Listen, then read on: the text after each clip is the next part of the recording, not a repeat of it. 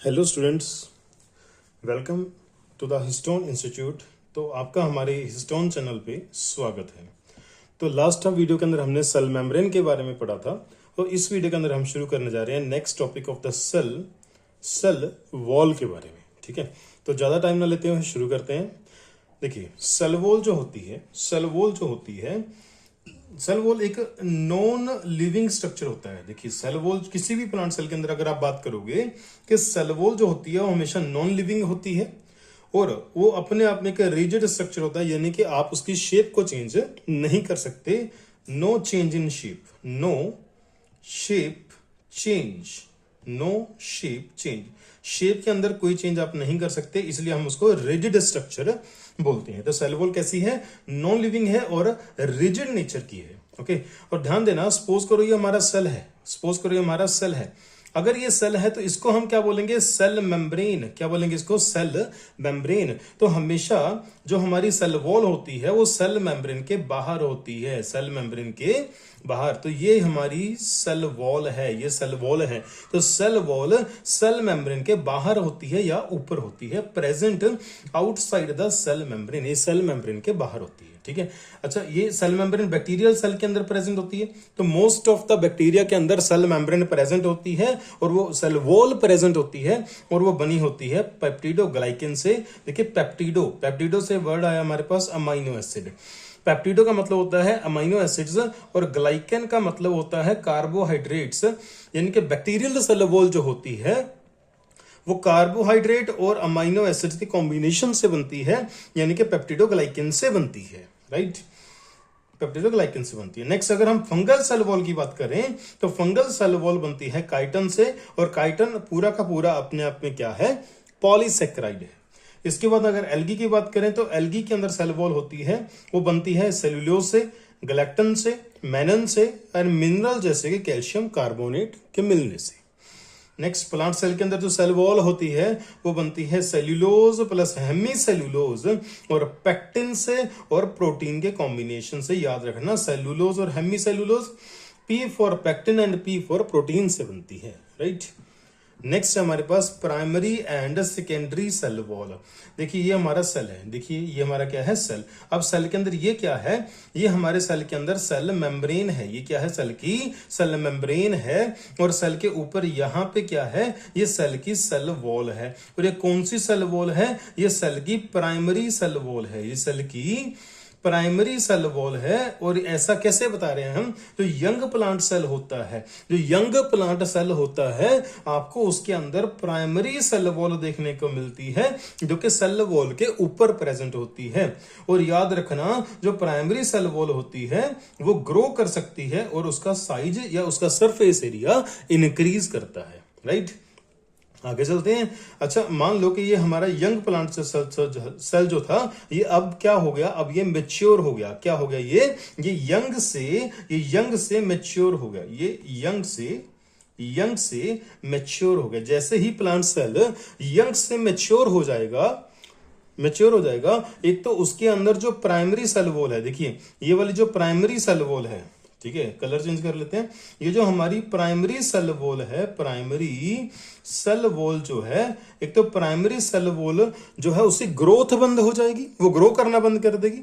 दूसरा, primary cell wall, और ये क्या है? ये है हमारी सेल मेम्ब्रेन। ये क्या है? हमारी cell membrane, cell wall and cell membrane. तो cell wall, primary cell wall and cell membrane जो है, उन दोनों के बीच में एक सेकेंडरी सेल वॉल बन जाएगी। क्या बन जाएगी? सेकेंडरी सेल वॉल बन जाएगी। ध्यान रखना कि सेकेंडरी सेल वॉल जो होती है वो प्राइमरी सेल वॉल के अंदर होती है, वो प्राइमरी सेल वॉल के अंदर होती है और सेल मेम्ब्रेन के बाहर होती है, सेल मेम्ब्रेन के बाहर होती है। राइट, चलिए, तो अब इसके बाद जो ग्रोथ है, देखिए सेकेंडरी सेल, याद रखना सेकेंडरी सेल वॉल के अंदर कोई ग्रोथ नहीं होती, ग्रोथ सिर्फ प्राइमरी सेल वॉल के अंदर होती है।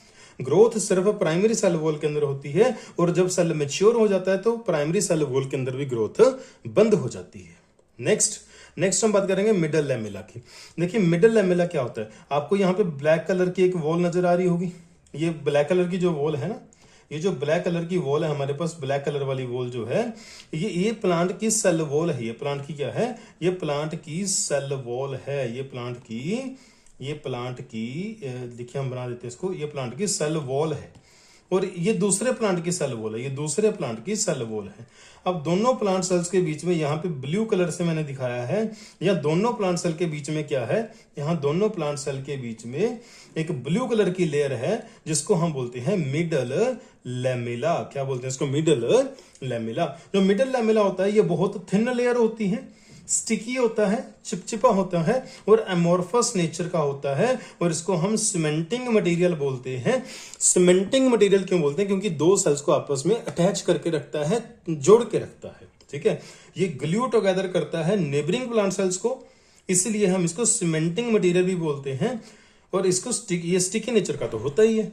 ओके, और ये बना किससे होता है? कैल्शियम पैक्टेट से। देखिए मिडल लैमेला दो चीजों से बना होता है, एक तो बनता है कैल्शियम पैक्टेट से, प्लस ये बनता है मैग्नीशियम पैक्टेट से। ये बनता है मैग्नीशियम पैक्टेट से बनता है। लेकिन कैल्शियम पैक्टेट जो होता है इसकी अमाउंट ज्यादा होती है और मैग्नीशियम पैक्टेट की अमाउंट कम होती है। राइट, तो हमारी एनसीईआरटी हमें सिर्फ कैल्शियम पैक्टेट बताती है, मैग्नीशियम पैक्टेट हमारी एनसीईआरटी के अंदर नहीं दिया हुआ। तो मिडल लैमेला बनता है कैल्शियम पैक्टेट से, याद रखेंगे।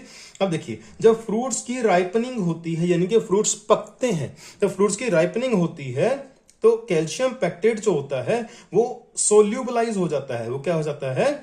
सोल्यूबलाइज हो जाता है, जिसकी वजह से अब जो मिडल लैमेला वो जेली लाइक मटेरियल बनाएगा। कैसा बनाएगा? जेली लाइक मटेरियल, यानी कि फ्रूट पकने के बाद सॉफ्ट हो जाते हैं। कैल्शियम पैक्टेट एक हार्ड सब्सटेंस होता है और जब फ्रूट पकते हैं तो ये सोल्यूबलाइज हो जाता है और जो फ्रूट है वो क्या हो जाते हैं? सॉफ्ट हो जाते हैं। नेक्स्ट हमारे पास मिडल लैमेला। तो देखिए यहाँ पे आपको बहुत सारे ऐसे ना पैसेज दिखाई दे रहे होंगे इस पिक्चर के अंदर। ये पैसेज क्या करते हैं? जैसे एक सेल से कोई चीज दूसरे सेल में जा सकती है और दूसरे सेल से कोई चीज पहले सेल में आ सकती है, तो ऐसा ही इन सेल्स के अंदर भी हो सकता है। तो यहाँ पे सेल्स के बीच में साइटोप्लाज्मिक कनेक्शन जो आपको दिख रहे हैं इनको हम बोलते हैं प्लाज्मोडेस्माटा। इनको हम क्या बोलते हैं? प्लाज्मोडेस्माटा। जितने भी मल्टी सेलुलर प्लांट्स हैं सबके अंदर आपको प्लाज्मेटा देखने को मिलेंगे। और देखिए ये होते क्या है? ये साइटोप्लाज्म्स को आपस में जोड़ते हैं, दो या दो से ज्यादा सेल के साइटोप्लाज्म को आपस में जोड़ते हैं, तो इसको हम बोलेंगे cytoplasmic connections between two adjacent cell. साथ लगने वाले, एडजेसेंट मतलब साथ लगने वाले, दो साथ लगने वाले सेल्स के बीच में साइटोप्लाज्म का कनेक्शन होता है, उसको हम बोलते हैं प्लाज्मोडेस्माटा। अब देखिए जब भी प्लाज्मोडेस्माटा बनेगा तो वो सेल वॉल को और मिडल लैमेला को क्रॉस करेगा। तो हमारी एनसीईआरटी लिखती है cell wall and middle lamella are traversed by plasmodesmata. अब इस प्लाज्मोडेस्माटा को मेंटेन करने का काम कौन करता है? इसको बना के रखने का काम कौन करता है? याद रखना यूकैरियोटिक सेल के अंदर, यूकैरियोटिक सेल जो होता है इनके अंदर आपको एंडोप्लाज्मिक रेटिक्यूलम देखने को मिलता है।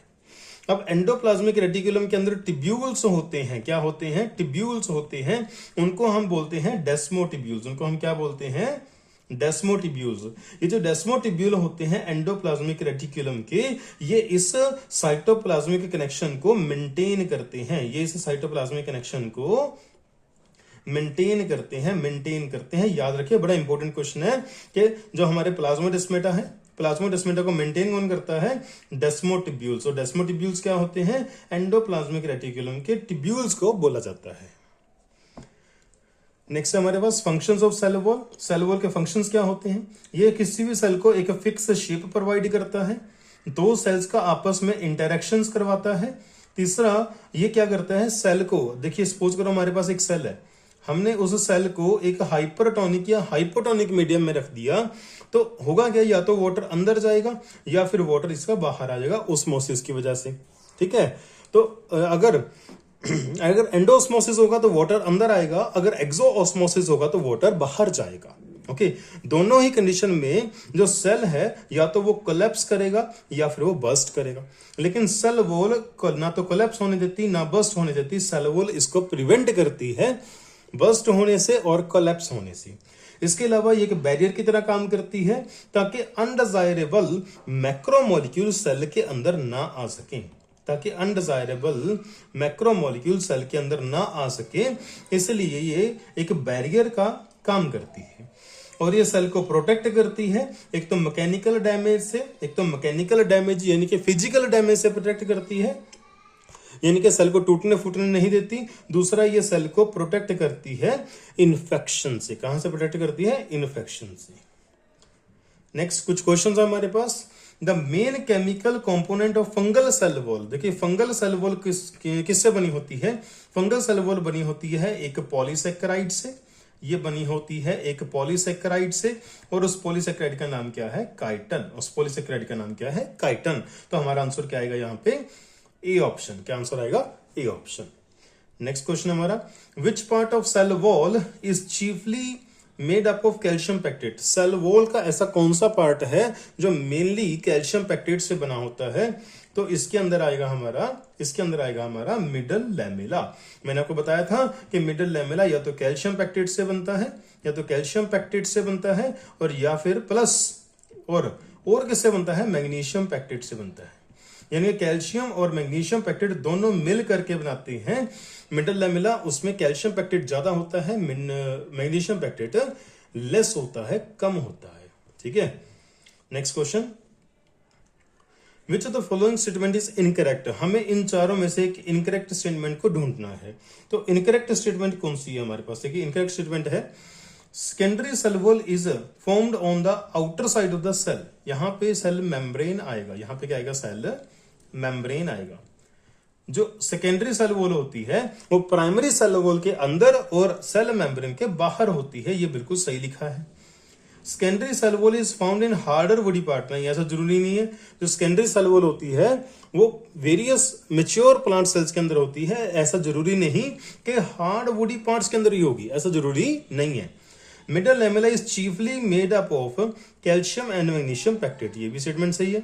Plasmodesmata are cytoplasmic bridge that connect neighbouring plant cells. जो नेबरिंग प्लांट सेल्स होते हैं यानी कि पड़ोसी प्लांट सेल जो होते हैं उनके साइटोप्लाज्म को आपस में ब्रिज बनाता है और उनका नाम उसको बोलते हैं प्लाज्मोडेस्मा। ये भी स्टेटमेंट सही है। तो हमने बताना है इनकरेक्ट। तो इनकरेक्ट क्या आएगा हमारा? B option. So B option is the right answer. तो इस टॉपिक के अंदर हमने इतना ही पढ़ना है। छोटी सी वीडियो है बेटा, आप इसको बार बार देखें, जितना हो सके इसको रिवाइज करें और अपने एनसीईआरटी बुक और जितने हो सके आप क्वेश्चन ट्राई करें। इससे बाहर एनसीईआरटी, इससे बाहर नीट में कुछ नहीं पूछा जाएगा। सेल मेम्ब्रेन के बारे में ये बिल्कुल कंप्लीट कॉन्सेप्ट है।